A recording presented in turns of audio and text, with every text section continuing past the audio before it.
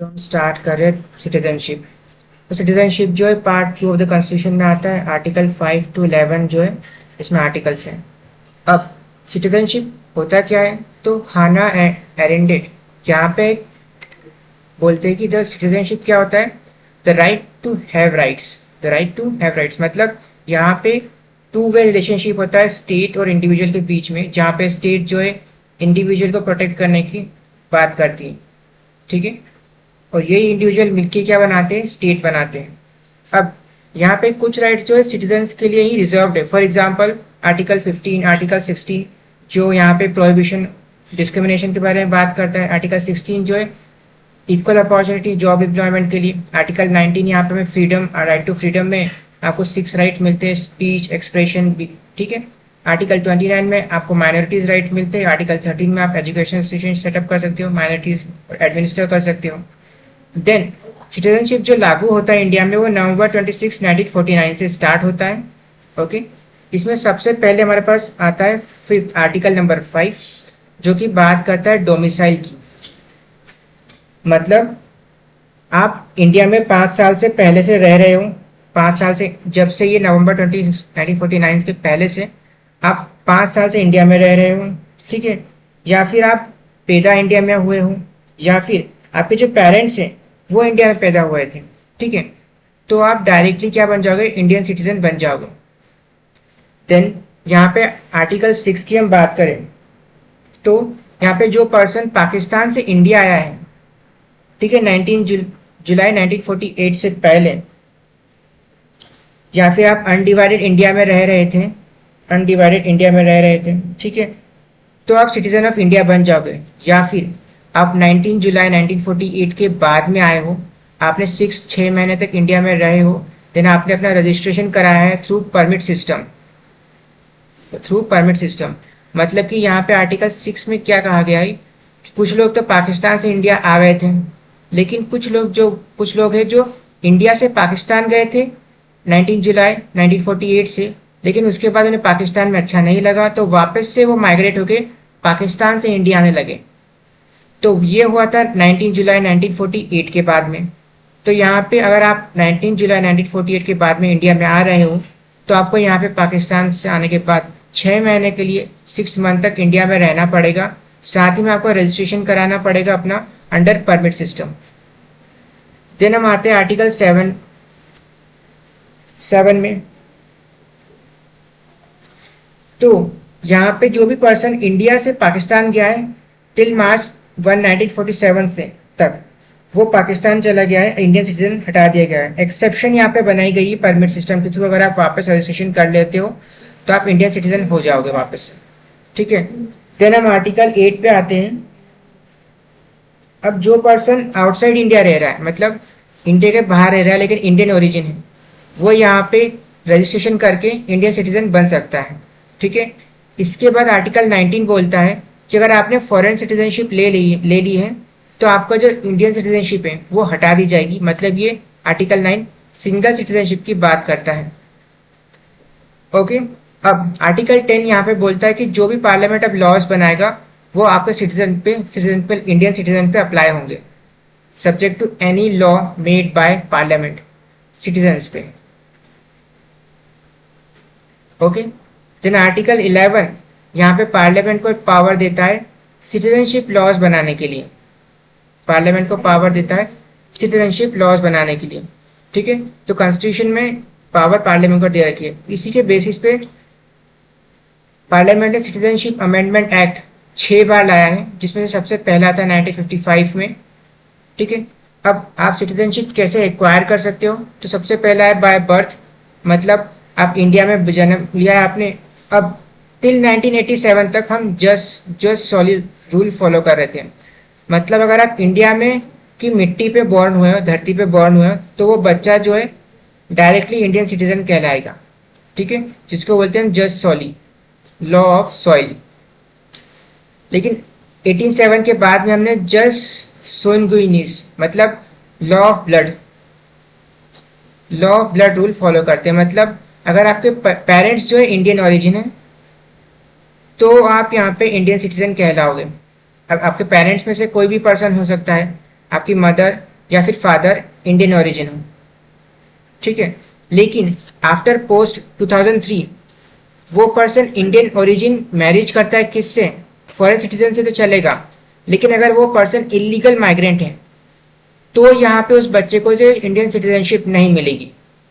तो दोनों ही लीगल होना चाहिए, ठीक है। एक इंडियन है, दूसरा यूएसए सिटीजन है, तो यहाँ पे आपको सिटीजनशिप मिल जाएगी।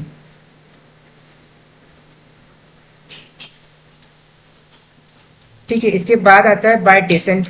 बाय डिसेंट में यहाँ पे ये होता है कि फॉर एग्जांपल दो कपल से बाहर गए, अब दोनों इंडियन ओरिजिन है या फिर एक इंडियन ओरिजिन है, दूसरा फॉरेन सिटीजन है, यहाँ पे उनका चाइल्ड हुआ, अगर वो एम्बेसी में, इंडियन एम्बेसी में जाके रजिस्ट्रेशन कराते हैं कि, तो यहाँ पे आपको इंडियन सिटीजनशिप मिल जाएगी।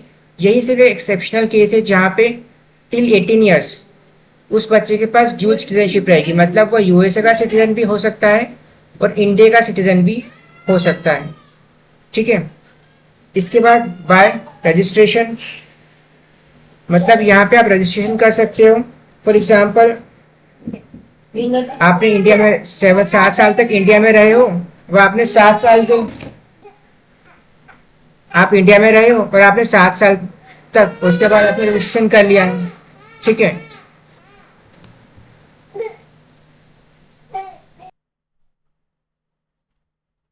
बाय नेचुरलाइजेशन, सॉरी, पहले हम देखते हैं बाय रजिस्ट्रेशन। तो यहाँ पे पहले तो आप 7 साल तक इंडिया में रह रहे हो, ठीक है, और आपने फिर बाद में किसी भी एम्बेसी में और इंडियन काउंसिल में जाके रजिस्ट्रेशन करा लिया है, या फिर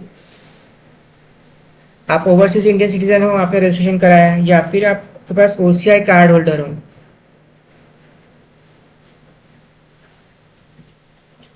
कोई पर्सन ओसीआई कार्ड होल्डर है, आप 5 साल तक इंडिया में,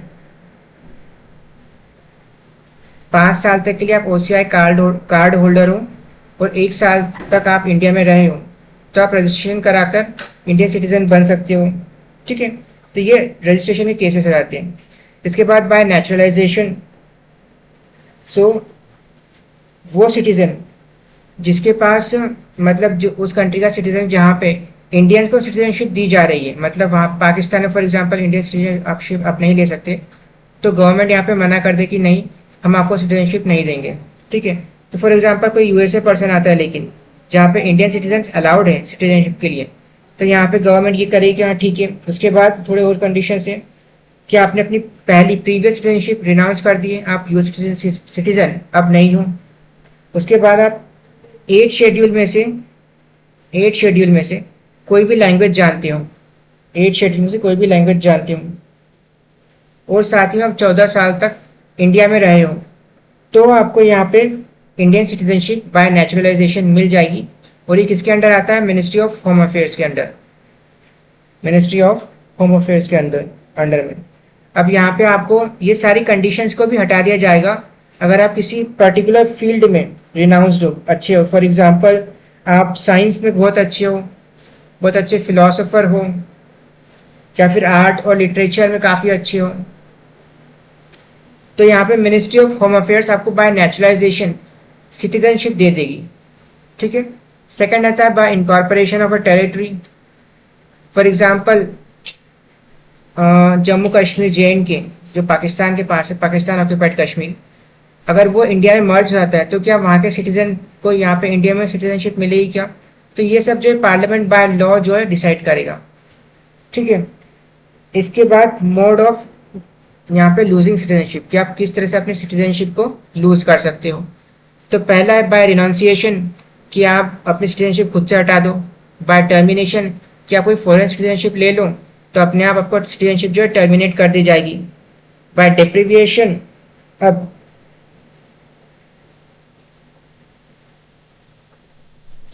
बाय डेप्रिविएशन मतलब सेंट्रल गवर्नमेंट यहाँ पे आपकी सिटीजनशिप ले ले, लेकिन जो ये कंडीशन है डेप्रिविएशन की, वो सिर्फ उन सिटीजन पे अप्लाई होती है जो इंडियन सिटीजन बने हैं बाय फ्रॉड, उन सिटीजन पे अप्लाई होती है जो इंडियन सिटीजन बने हैं बाय रजिस्ट्रेशन और बाय नेचुरलाइजेशन,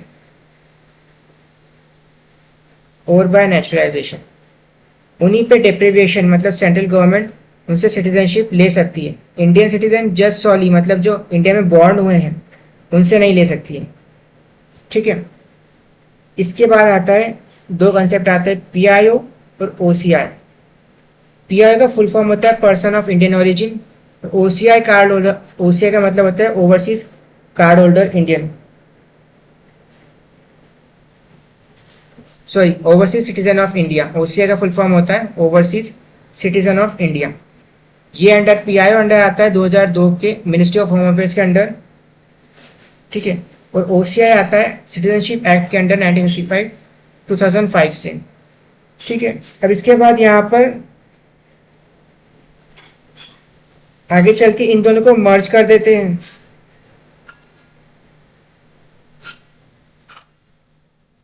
अब 2015 में दोनों को मर्ज कर दिया जाता है, पीआईओ को भी मर्ज कर दिया जाता है ओसीआई को एक साथ, और यहाँ पे बोला जाता है पीआईओ मर्ज कर जाता है। तो ये स्कीम कंप्लीटली डिसकंटिन्यू कर दी जाती है, अब सिर्फ ओसीआई ही है। ठीक है, overseas citizen of India card holder, overseas citizen of India card holder. Okay, इसके बाद हम चलते हैं एनआरआई पे। तो एनआरआई का फुल फॉर्म होता है नॉन रेसिडेंट इंडियन और नॉन रेसिडेंट इंडियन। ठीक है, अब ये किसी भी कॉन्स्टिट्यूशन में डिफाइंड नहीं एनआरआई क्या होता है, ये आता है इनकम टैक्स एक्ट के अंदर, इनकम टैक्स एक्ट के अंदर। अब इसके बाद हम चलते हैं कंसेप्ट ऑफ डोमिसाइल पे।